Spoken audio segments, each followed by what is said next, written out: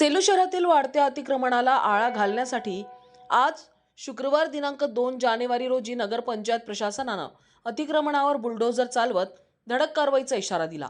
मात्र ही धडक कारवाई प्रभावशाली व्यापाऱ्यांच्या दारात जाताच अर्ध्यावरच थांबविण्यात आल्यानं प्रशासनाच्या भूमिकेवर प्रश्नचिन्ह निर्माण झाले असून नागरिकांमध्ये तीव्र नाराजगी व्यक्त होत आहे। मुख्याधिकारी अनुप अग्रवाल यांच्या नेतृत्वाखाली आज सकाळी 10:30च्या सुमारास शहरातील रेहकी चौक, बसस्थानक चौक, वडगाव रोड, मेडिकल चौक ते यशवंत चौक या मुख्य मार्गावर कारवाई सुरू करण्यात आली। यावेळी रस्त्यांच्या दोन्ही बाजूंनी दुकानदारांनी दुकानाबाहेर वस्तू थाटून अतिक्रमण केल्यानं रस्ते अरुंद झाले होते।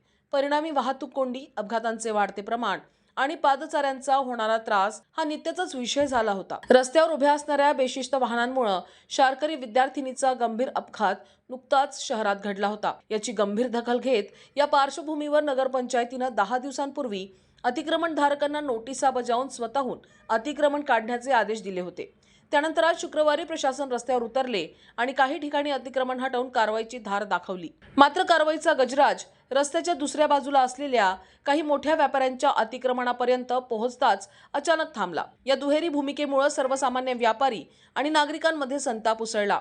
लहानांवर कारवाई आणि मोठ्यांना अभय असा सवाल या निमित्ताने उपस्थित होत आहे। अतिक्रमण मुक्त रस्ते हा आमचा हक्क आहे। प्रशासनानं कोणाच्याही दबावाला बळी न पडता सर्वांवर समान नियम लावावेत अशी ठाम मागणी यावेळी संतप्त नागरिकांनी केली। अर्धवट कारवाईमुळे प्रशासनाची विश्वासार्हता पणाला लागली असून आता पुढील कारवाईकडे सर्वांचे लक्ष लागले आहे। पोलीस ठाण्यासमोर उभ्या असणाऱ्या वाहनांमुळे नेहमीच वाहतुकीचा खोळंबा होतो। प्रसंगी वाहतूक देखील प्रभावित होते आणि वाहनांचे अतिक्रमण प्रशासनाला दिसत नाही का असा प्रश्न या निमित्ताने उपस्थित होत आहे।